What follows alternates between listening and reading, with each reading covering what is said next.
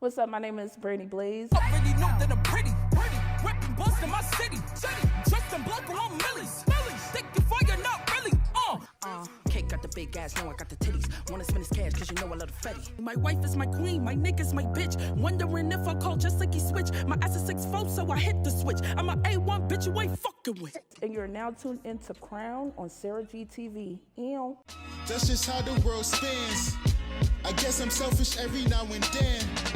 You sin, I sin. You bleed, I bleed. You lose, I lose. I'm human too. Yeah.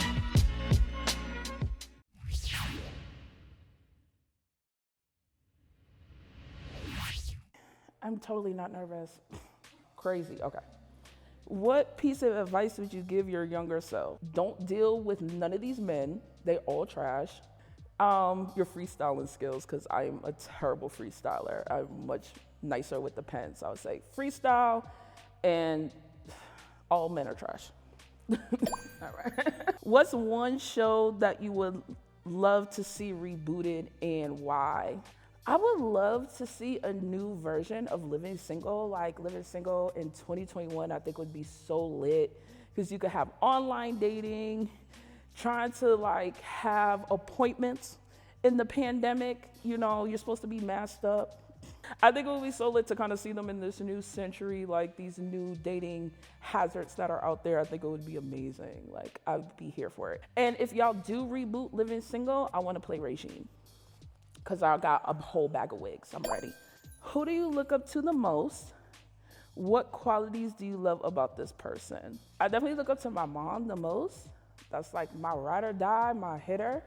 I have like the best mom in the entire world. No shade to anybody else's moms. But I think the things I love about her the most is that she's loving, she's caring, she supports the hell out of my career. She styles me. Thanks, Ma. You know, looking real fresh right now, so thanks, Ma. She takes no shit. U.S. Air Force veteran, so she know how to take apart a gun, put it back together, blow you off, and won't nobody find your body. So Brandie Blaze ain't for games. She's not for play. Also, she's fine. Okay, so I have no fear of getting older because I know I'm gonna be beautiful. This is fun. What part of your creative process excites you the most? My favorite part of writing music is hooks. I write hooks very, very fast. It's almost obnoxious. I could sit on verses for like months. But hooks, I write hooks in about 4 to 5 minutes. And that's how I know if I really like a beat or not, because the hook immediately pops up in my head. If nothing pops up, then that's not the beat. I don't want to write to it. I'm trying to think, what's my favorite hook I ever wrote? I'm gonna say probably the hook for Motto. Motto can't be my mic though. Motto can't be my mic though. I actually wrote it in the car with Amanda Shea. We were outside an event in the car, and I had got picked for 617 sessions through the Boston Music Awards, and I had 10 days to write this song and go record it. So I had got the beat. Shout out to my brother, South End's Finest. He sent the beat to me, and I said, all right. And it just came to me. I'm a motto, can't be my make though. Even though that's backwards. Technically it should be, I'm a make, but you can't be my motto, because it's a car reference, but that doesn't sound good, you know? You give things up creatively to make it sound better. I'm a motto, can't be my make though, makes no sense. Makes sense to me. I guess people liked it. What's one, oh wait, hold on.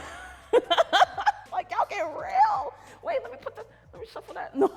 What's one generational curse in your family that you want to end with you? Damn. Y'all really put me on the spot. My whole family gonna watch this and be like, wow, you really put us out there. No.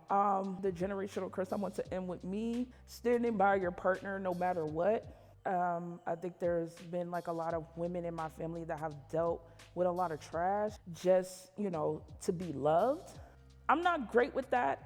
I'm still working on it. I'm still a work in progress, but I hope one day I can end that one and, be in a healthy relationship. However, sidebar, I do want to say that my mom divorced my dad when I was like 1.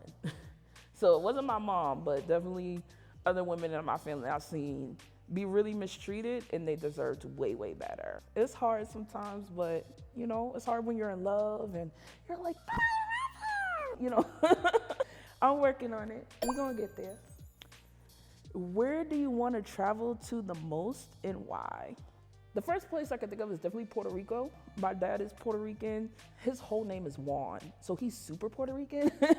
I always wanted to go to Puerto Rico and like try to tap into that side of my roots. I don't really know a lot about it. I was raised black by my black ass mama, so I did live in Villa Victoria for like 13 years. I think that's the first time I was ever like really immersed in Puerto Rican culture, and it was beautiful. But I definitely want to go to Puerto Rico and really experience it firsthand. And my dream was always when I retire, so I'm gonna have me some fly silver dreads, okay? And I'm gonna have my little house on the beach in Puerto Rico, and no one's gonna know where I live unless I want you to. But most people won't know where I live. On my little house on the beach in San Juan, writing my book about how Ronald Reagan was the devil. Random, right? But that's my dream for when I retire. All right. What's one thing you would like to change in the Boston music scene? As is right now, I have like a lot of faith and a lot of hope in the Boston music scene. I especially love how much time and attention and space that female rappers get and queer rappers get. I think is phenomenal.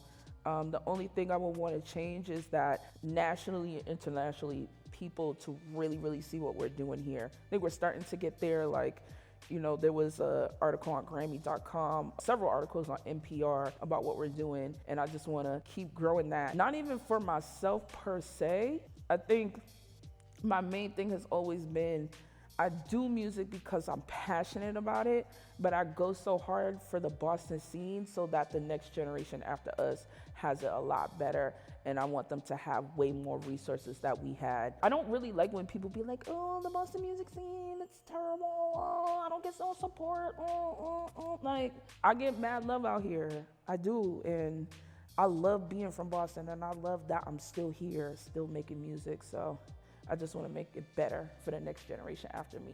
And plus, people everywhere should see what we're doing, because we lit. What? How has social media impacted your music career? Pre-COVID, the way that I built my audience and my following was through live shows. So if you see me perform live, I'll be all over the place. I'll be wilding. So especially shout out to DJ Y Sham, especially since I linked with her, like stage show is like crazy. Now that it's COVID, I feel like I had to really focus on social media a lot more than maybe I was necessarily comfortable with. I think if you like follow me on social media, I think people also might think that I'm insane, but like I'm kidding, but not really. I just like to crack jokes. I think I'm funny. Maybe I'm not, but. And I also really seen the power of social media when I did the video with Jubilee about do all rappers think alike. I was really blessed to get picked for that. I think we're at like 200,000 views from 1 million right now. Like, you can really see how that changes your career and really impacts you. Like, I instantly saw like all my numbers shoot up. I'm still doing crazy numbers from that, and it was back in October.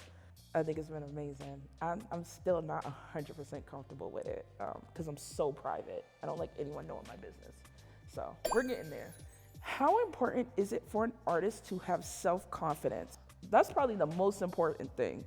I've been tall and plus size my entire life, so I got teased and bullied a lot when I was younger, and that really definitely did a number on my self-confidence and how I felt about myself. But people can pick up on your insecurities like that when you're an entertainer. People pick you apart.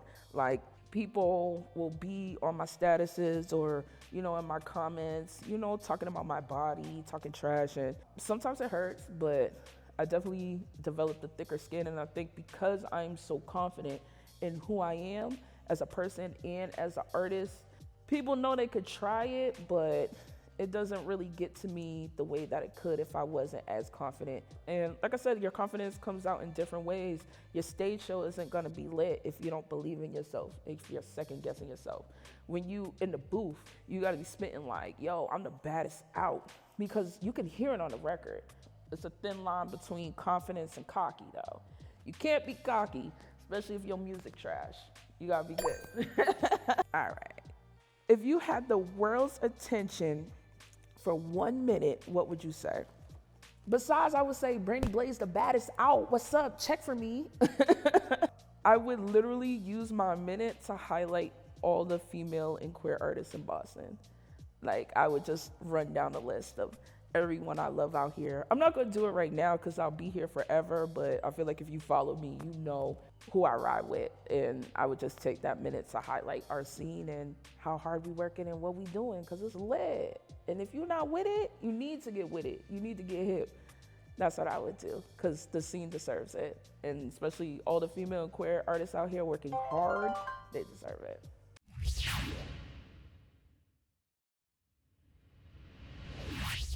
Once again, my name is Brandie Blaze. Right now, I'm working on my 3rd album. I can't tell you the title. It's a secret, but you'll find out soon. But in the meantime, if you want to listen to what I have out now, I have 2 albums out right now. Spinster, which came out in 2016. Late Bloomer, that came out in 2019, which sounds so crazy because it's 2021. But go run those numbers up. Go stream that. Model is out right now. That's my last video.